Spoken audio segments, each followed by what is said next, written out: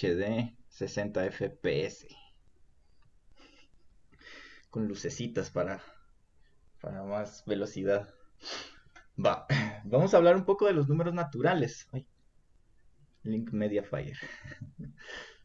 De los números naturales. Números lleva tilde, Cristian.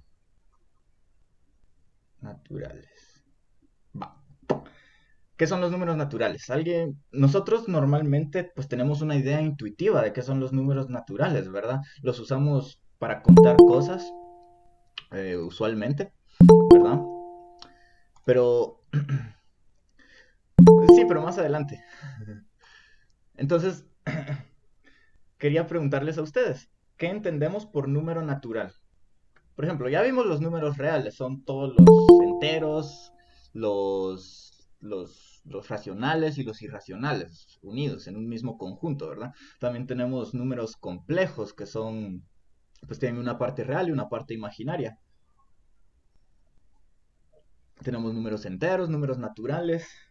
Y existen otros tipos de sistemas numéricos que no vamos a ver porque, pues, son más no son de interés para estos cursos, ¿verdad?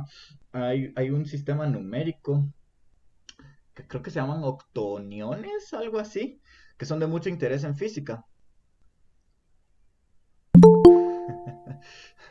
¿verdad? Entonces, Lisandro tiene razón, son los enteros positivos que incluyen y no incluyen al cero, ¿verdad? O sea, sí, pero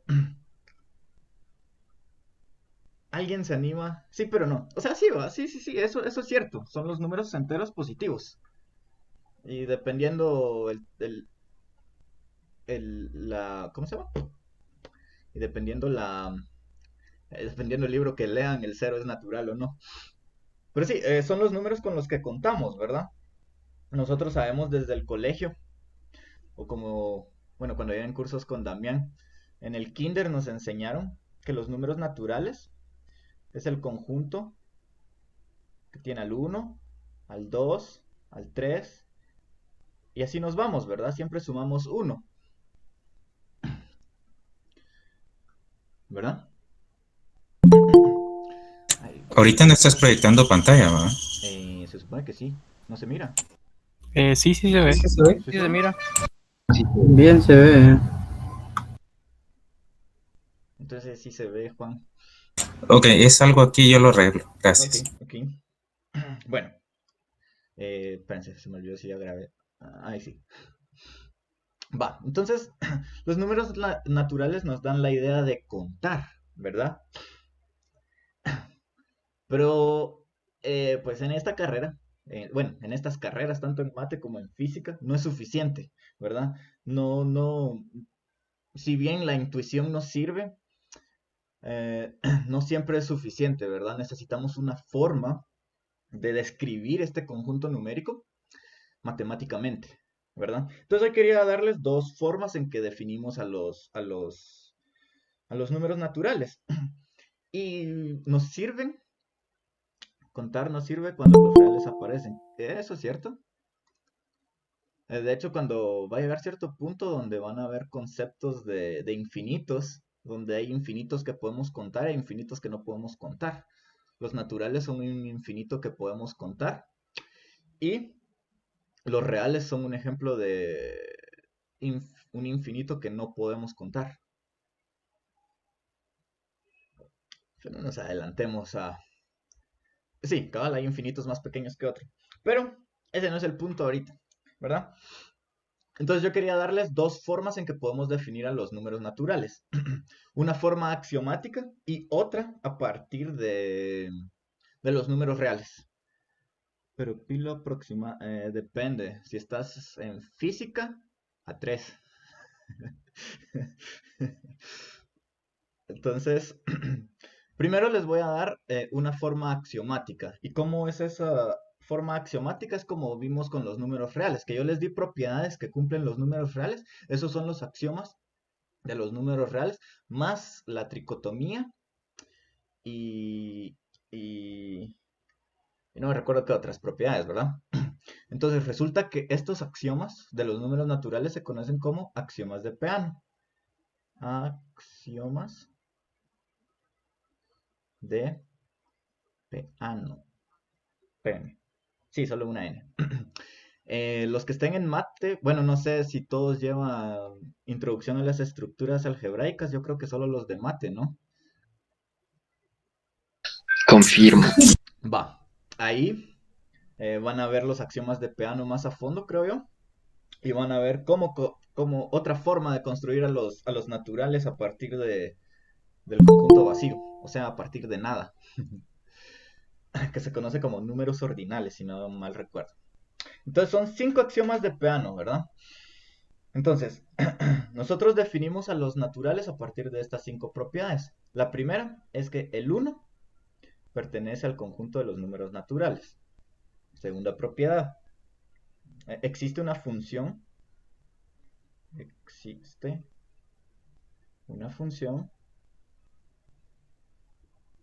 que llamamos, voy a ponerlo con otro color, una función que llamamos función sucesor,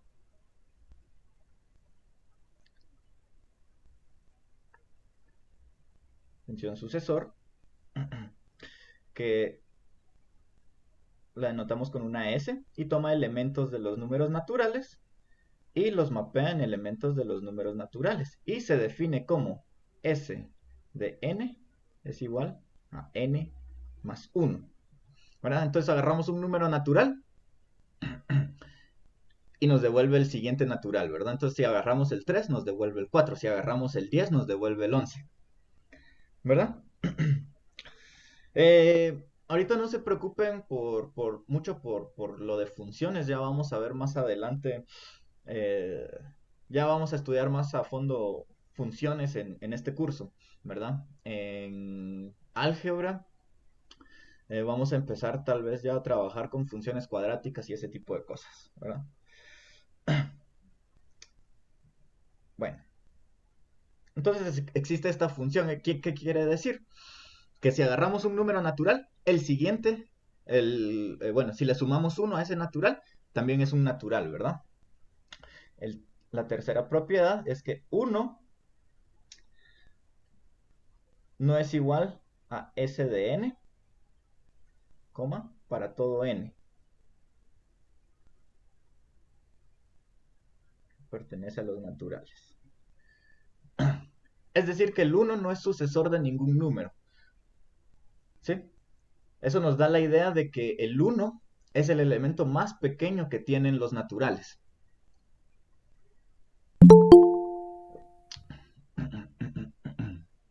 Ok. La propiedad número 4. Ay. Se me apagó mi teléfono. Es que S es una función inyectiva. No nos preocupemos tanto por si ahí se define S de n igual a n más 1, entonces en ese conjunto se asume que la suma existe. Sí, en cierta forma, o sea, la suma existe en los naturales. Lo que pasa es que estas propiedades son como las propiedades básicas que debe cumplir,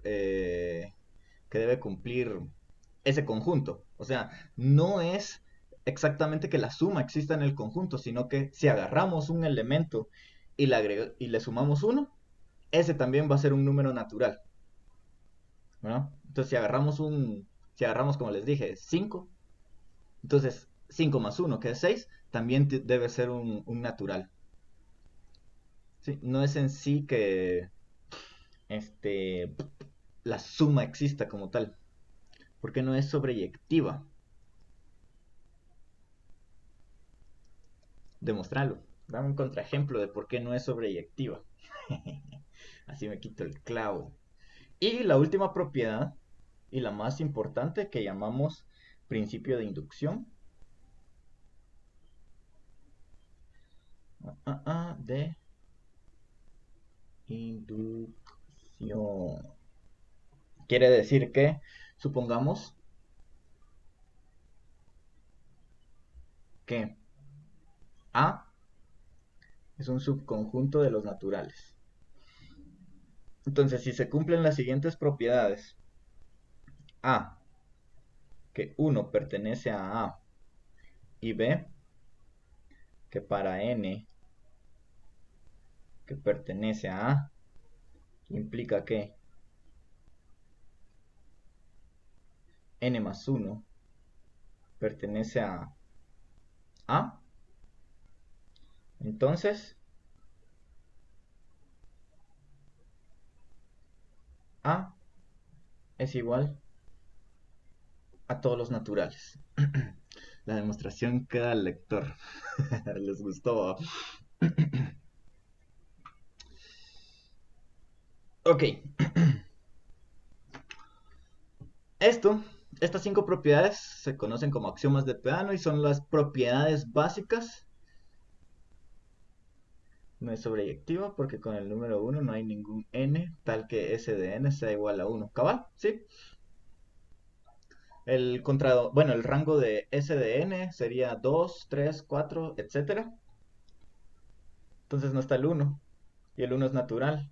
Entonces no es sobreyectivo.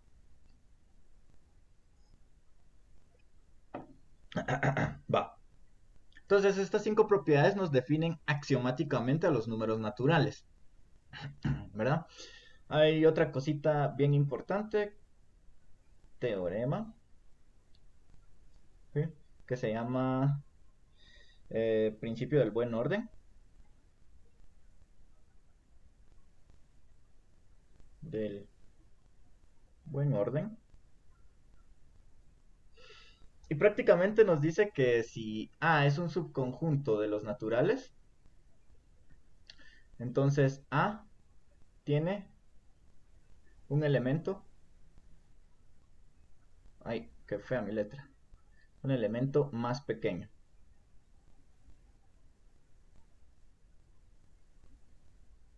Sí, eso para cualquier subconjunto de los naturales. Algo muy importante que también quería mencionarles con esto es que el principio de inducción, le voy a poner PI, es equivalente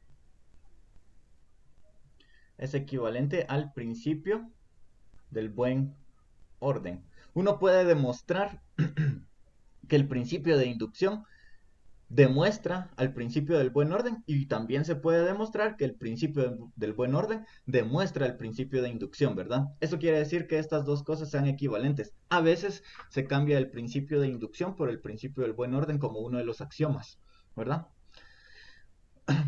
Bueno, quería mostrarles cómo se definen los naturales de forma axiomática.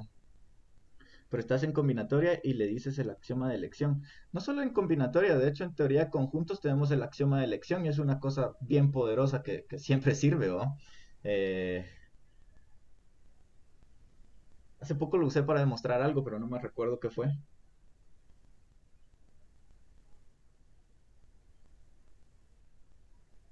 Ah, sí, estaba demostrando que un teorema de caracterización para anillos noetherianos. Eso no importa. Va. Sin embargo, esta no es la única forma en que podemos definir a los números naturales. Y me interesa más esta otra definición que vamos a ver.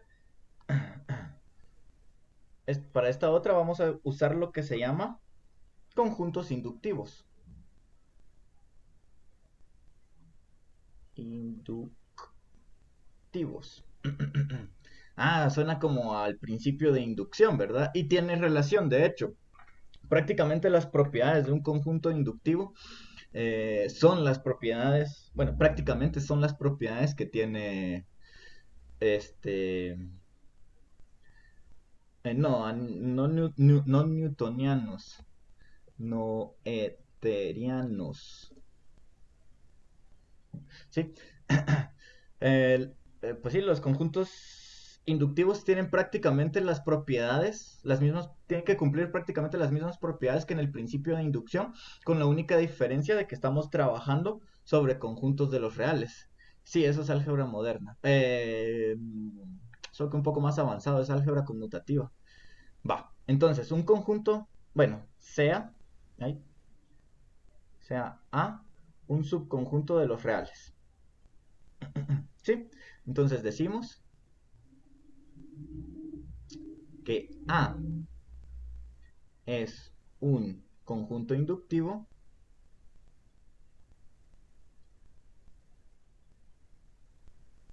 si se cumple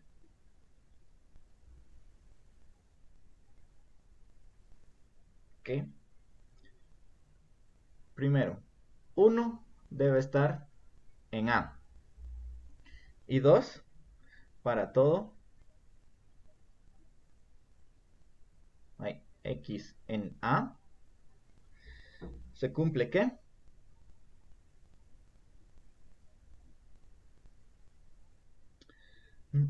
X más 1 está en A. Eso debe cumplir un conjunto inductivo.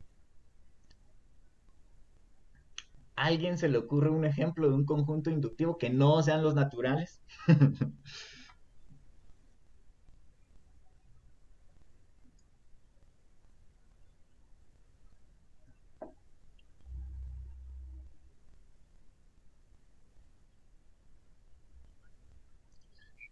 Bueno, no sé, definirlo como una sucesión de fracciones de la forma un tercio, un cuatro tercios, siete tercios, sucesivamente. O sea, básicamente es como, Sí, solo que tenés que considerar que el uno tiene que estar en el conjunto.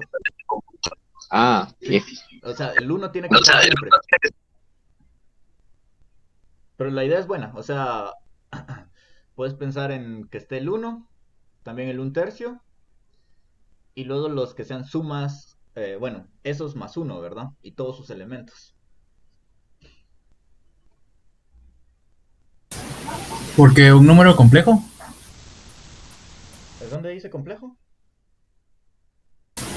No, yo pregunto así, un número complejo porque sería una fracción más un uno, daría, o no entra ahí. No, porque es un bueno, A debe ser un subconjunto de los reales, entonces no estamos considerando complejos. Los enteros positivos, pero pues, de hecho todos los enteros, ¿no? Ah, sí, Z, alguien, Juan dijo Z, cabal. Los enteros son un conjunto inductivo, ¿verdad? Eh, los racionales son un conjunto inductivo. Ah, compuestos. Sí, sí, sí, compuestos sí. Sí, porque complejos no. Sí, si fueran números compuestos, sí, ¿por qué no? Dame un ejemplo. Definirme un conjunto que tenga números compuestos que lo cumpla.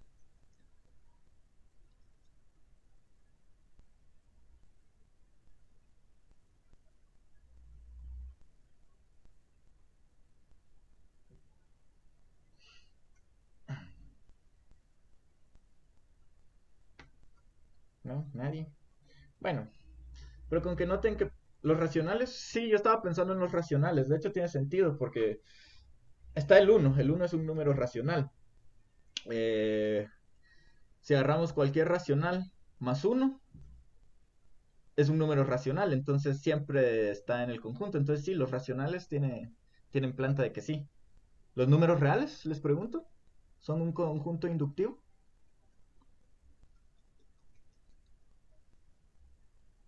Sí. ¿Por qué? 8, ¿por qué? O sea, bueno, si partimos de la definición también. Pero sí, dame un ejemplo. Eh, El uno es un número real. si lo pensamos, todos los, bueno, los conjuntos de los enteros positivos pertenecen a los reales también. O sea, No. pues podría ser como, a ver, la verdad no se me ocurre. Agarrar un número real, por ejemplo, pi. Pi más uno es un número real. Sí, ¿verdad? Sí. Entonces, con cualquier número real, si le sumamos uno, también va a estar en los números reales, ¿verdad? Entonces, todos los reales son un conjunto inductivo, ¿verdad? La clave aquí es que el uno siempre tiene que estar. ¿Con cuál no funciona? Mm, mm, mm, mm, mm. más de algún conjunto, pensemos en algún conjunto que sea, pensemos en el intervalo 1,2, ¿sí? ¿Es este un conjunto inductivo? Y no. No, ¿verdad? ¿Por qué? Claramente el 1, voy a llamar a esto A. Claramente 1 está en A. Entonces esa propiedad sí lo cumple. Pero si agarramos 1 más 1 igual a 2, eso ya no está en A, ¿verdad? ¿Por qué? Porque es un conjunto cerrado. Con los enteros impares no funciona, creo. Enteros impares. Cabal, no funciona con los enteros impares. Pensemos en los enteros impares, que sería... ¡Miau! Oye, ya les vino a dar clase la gata. Ay, vení. Ay, saluden a la gata. Hola, hola gata, digan en el chat. Ay, hola gata.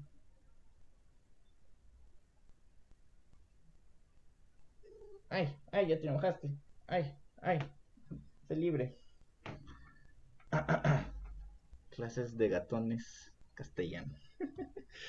Va. Enteros impares. Puntos suspensivos, menos 3, menos 1, 1,3, puntos suspensivos. Ay, y llamemos a esto B. Claramente 1 está en B. Pero nuevamente, si agarramos 1 más 1, que es igual a 2, eso ya no está en B, ¿verdad? ¿Por qué? Porque 2 no es un entero impar. Cobra barato por las clases. No, sale cara. Sale cara la gata. ¿Alguien Cristian, había dado... ¿Así, Abraham? ¿me podrías volver a explicar por qué es que el conjunto uno cerrado, coma 2 abierto no es inductivo? Va, sí. ¿Qué propiedades debe cumplir? El 1 tiene que estar en el conjunto. Si vemos este conjunto, el 1 pertenece a A, ¿verdad? Entonces cumple la primera propiedad. Ahí todo bien. Ahora, como 1 pertenece a A, eso debería implicar que 1 más 1 igual a 2 debería estar en A, pero no es así. ¿Por qué? Porque el intervalo en este lado es abierto y cuando tenemos un intervalo abierto, el número que aparece de ese lado del intervalo no está en el conjunto, ¿verdad? O sea, este intervalo quiere decir todos los números que son 1 para arriba y de 2, sin contar al 2, para abajo, ¿verdad? Todos los números que están entre 1 y 2, tomando en cuenta al 1, pero no tomando en cuenta al 2. Entonces 2 no está en este conjunto, entonces este conjunto no es un conjunto inductivo. ¿Sí?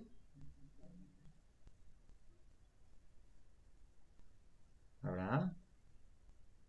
Sí, ahí está en el chat, pero sí, gracias. Va. Vamos a ver otro. Aquí alguien había mencionado algo. Solo, entonces, que un conjunto sea inductivo también implica que el conjunto es no finito. Si lo pensás, no va a ser finito. Porque siempre va que... O sea, cualquier elemento que agarres, si le sumas uno, debe estar en el conjunto. Y puedes hacer eso siempre. Entonces, ¿qué pasa cuando... O sea, ese paso lo puedes hacer infinitas veces. Entonces no va a ser finito. Entonces era eso, ¿no? Sí, por ejemplo, Gracias. si tomamos el número, un conjunto, escribamos,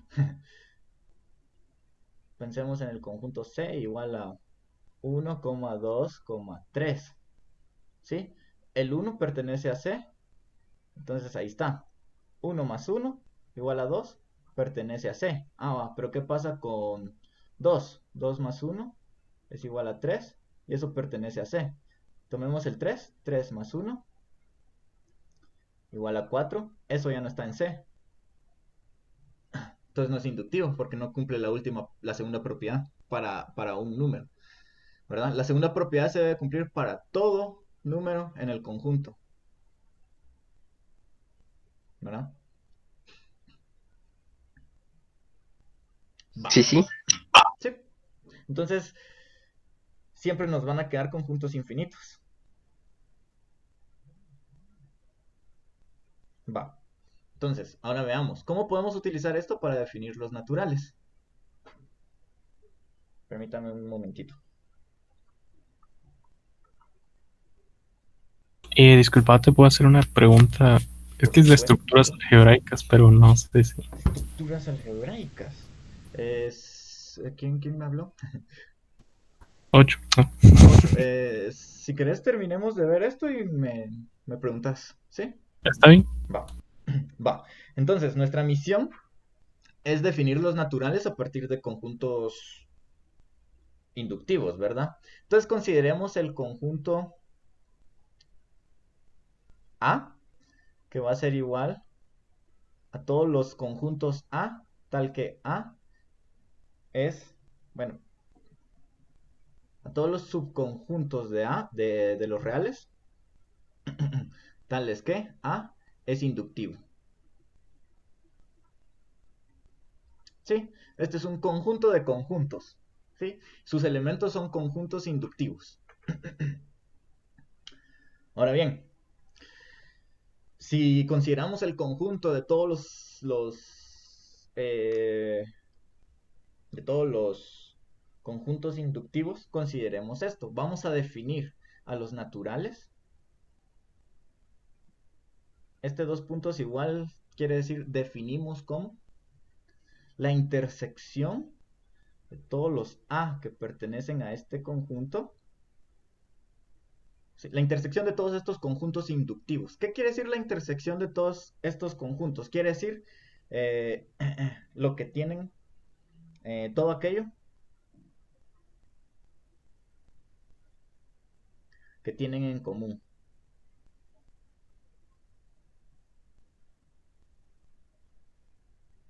¿Sí? Entonces, los números naturales son lo que tienen en común todos los conjuntos inductivos. ¿Por qué? Bueno, cuando obligamos a los conjuntos inductivos a tener al 1, va a estar el 2, va a estar el 3, va a estar el 4, etcétera, etcétera. Van a estar todos los naturales. ¿Sí? Los demás son extras, ¿verdad?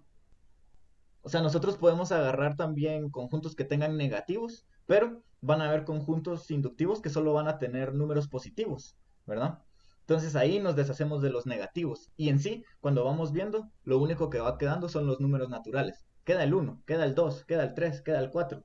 ¿Sí? Entonces la intersección quiere decir que bueno, la intersección quiere decir que es lo que tienen en común. ¿Y qué tienen en común? A los naturales, ¿verdad? Así es como los definimos. No sé si hay duda con esto. El dos puntos igual significa los naturales se define como la intersección de todos los conjuntos inductivos. Sí, el dos puntos igual es definimos como. O se define como, ¿verdad? Los naturales se definen como la intersección de todos los conjuntos inductivos reales. ¿Sí? Y la intersección solo quiere decir todo lo que tienen en común ellos, ¿verdad? O sea, por ejemplo, ah, ah, ah, si digamos que tenemos A igual a 1,2,3,4 y tenemos el conjunto B que tiene 2,4, la intersección entre A y B va a ser igual 2,4. Es decir, las cosas que tienen en común A y B. ¿Qué tienen en común A y B? Al número 2 y al número 4. ¿Sí? Entonces, ¿qué es lo que tienen en común todos los conjuntos inductivos? A los naturales. Siempre. Entonces podemos definir los naturales a partir de la intersección de todos los conjuntos inductivos. Tomen en cuenta que esta intersección es infinita, ¿verdad? ¿Cuántos conjuntos inductivos hay? Yo no sé.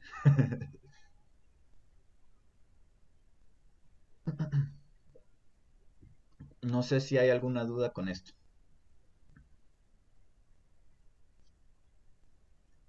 ¿verdad? Los naturales se definen como la intersección de todos los conjuntos inductivos. Entonces hoy vimos dos formas de definir a los números. Mi demostración es tan hermosa que no... Tranquilo, Fermat.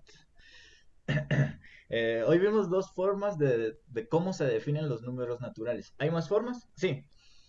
Hay formas constructivas a partir de conjuntos, ¿verdad? Uno puede considerar al conjunto vacío y a partir del conjunto vacío construir a los números naturales, ¿verdad? Que es lo que se conoce como números ordinales, si no mal recuerdo. Lo van a ver en estructuras algebraicas, los matemáticos. Para los físicos, eso no es nada más y nada menos que cosas abstractas que no tienen sentido. Ahora, la pregunta es, ¿el cero es natural o no? ¿Qué opinan ustedes? Discutamos un momento. ¿El número cero es un número natural o no? Si se dan cuenta, como lo definí acá, no lo es. Permítanme un momentito.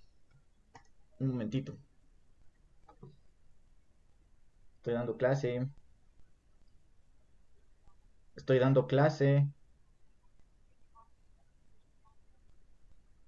Bye.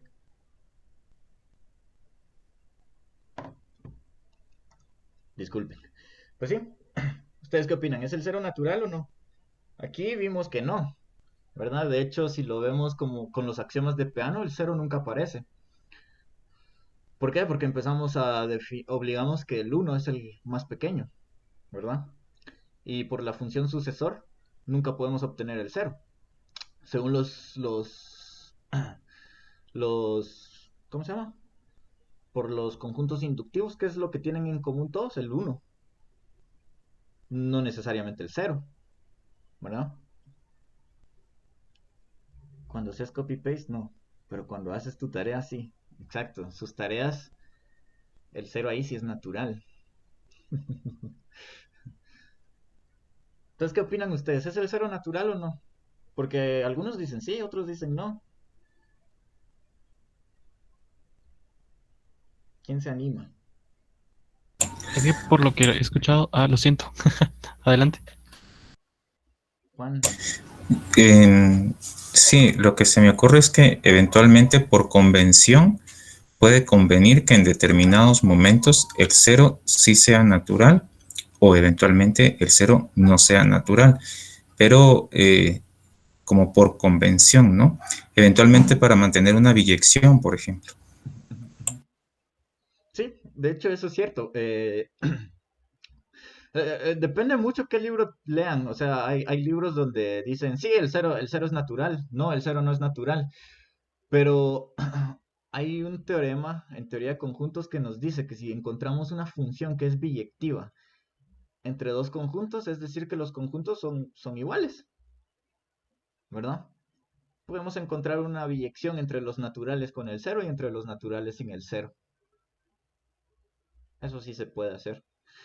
Pero bueno,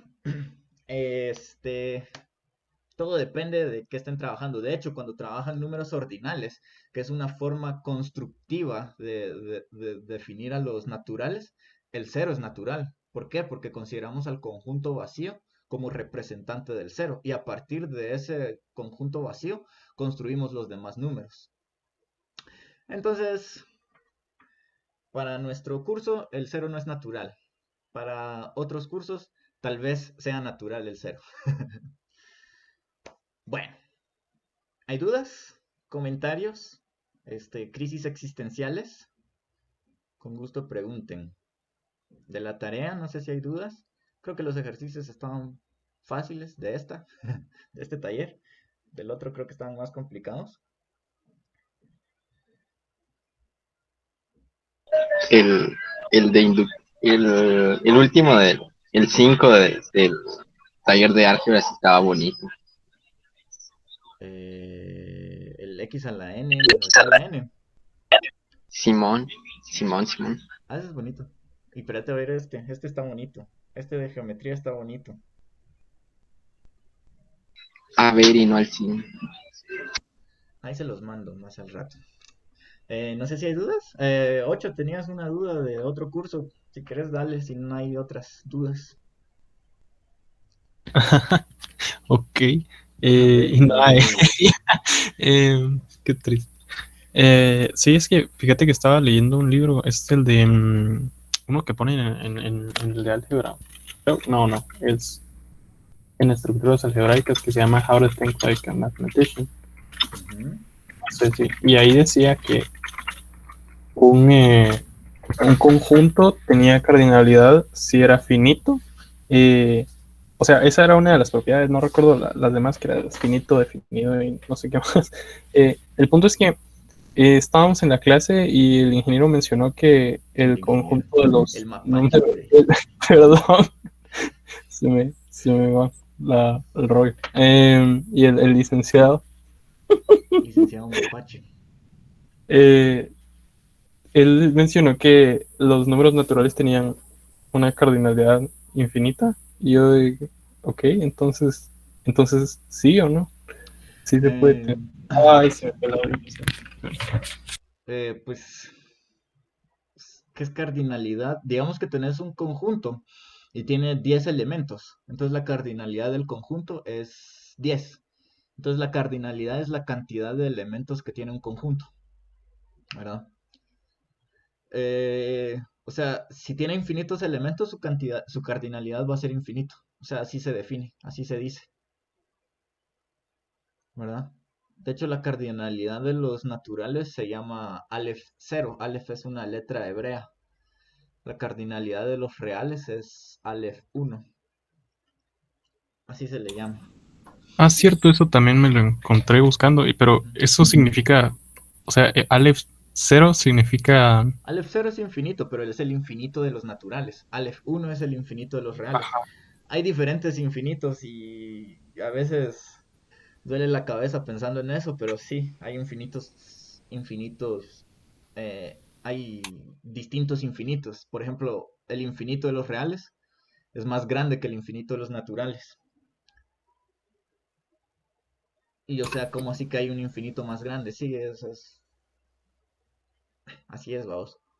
Cuando llegues a bueno, tal vez en estructuras algebraicas vean la diagonalización de Cantor, que te demuestra que el infinito de los reales es más grande que el de los naturales. Y en análisis real, también a veces ven eso, ¿verdad? Aunque a veces lo dejan como proyectito. Y el infinito de los complejos es más grande que el infinito de R. No. Ah, eh, puedes pensar en los complejos como una biex. Bueno, puedes encontrar una biyección entre los complejos y R2, ¿verdad? Eh, y resulta que R2 tiene la misma cardinalidad que R. Entonces los complejos también tienen la misma cardinalidad. Pero luego conoces a Gödel, cabal. Gödel. ¿Más preguntas?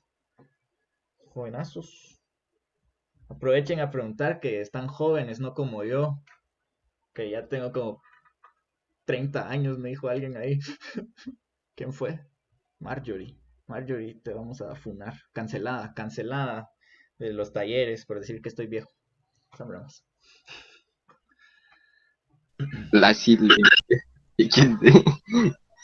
Chal. Como K. R2.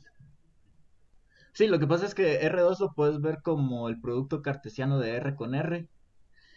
Y sí, los productos cartesianos comparten cardinalidad con sus bases. Bueno, con los que usas para el producto cartesiano. Entonces, el producto cartesiano de este, el producto cartesiano de dos conjuntos finitos es un conjunto finito. Y el, el ¿cómo se llama? El producto cartesiano de dos conjuntos infinitos es infinito. Pasen jam, sí. Son cosas que podemos pasar discutiendo toda la tarde porque cuesta creerlas. Pero como dicen los físicos, tengan fe. No necesitamos demostraciones, solo necesitamos fe.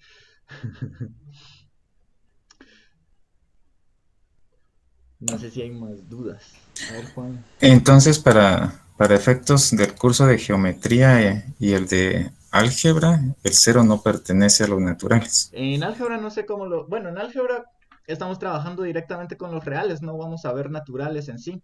Tal vez en algún momento surja una demostración por inducción, ¿verdad? Que se basa en el principio de inducción.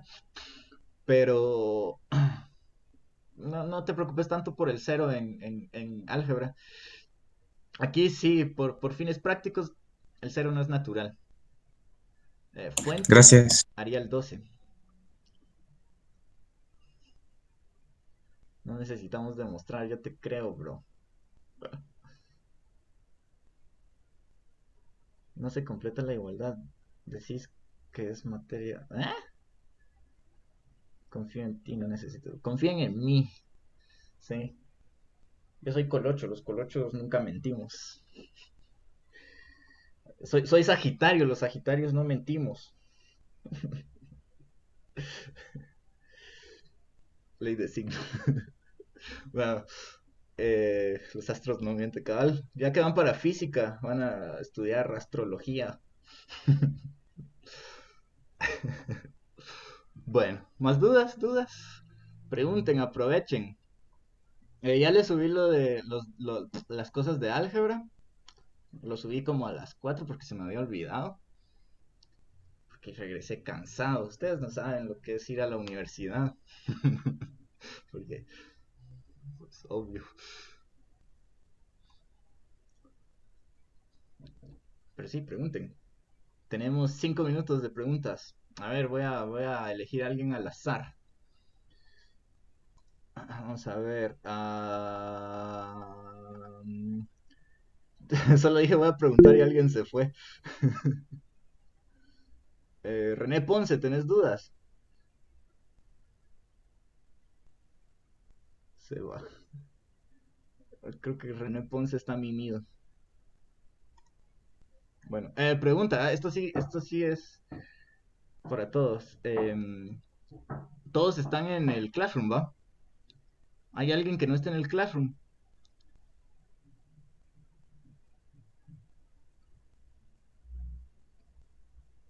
Oh, sí, nadie me pregunta cómo estoy. Malos. ¿Saben qué? Ya no. Ustedes me caían bien, pero ya no. Porque no se preocupan por mí. Si un conjunto es biyectivo con n, entonces ese conjunto satisface el principio del buen orden. Lo más probable es que sí. Porque si hay una biyección entre un conjunto y n, es decir... No, no, no, no, no. No, eso no es verdad. Si un conjunto es biyectivo con n, entonces no necesariamente va a cumplir el principio del buen orden. El buen orden es como una propiedad intrínseca. Por eso es que les decía que el principio del buen orden lo podemos considerar como un axioma de Peano en lugar del principio de inducción, porque es algo muy intrínseco de los naturales. Intrínseco se refiere que es parte de él, ¿verdad? Es parte de lo que son los naturales. ¿Cómo está, señor Bruno? Estoy estresado. ¿Cómo se resuelve la hipótesis de Riemann? Hermano, si no sabes resolver la hipótesis de Riemann, ¿qué haces aquí? Bueno, esto ya se volvió... es prerequisito. Voy a dejar de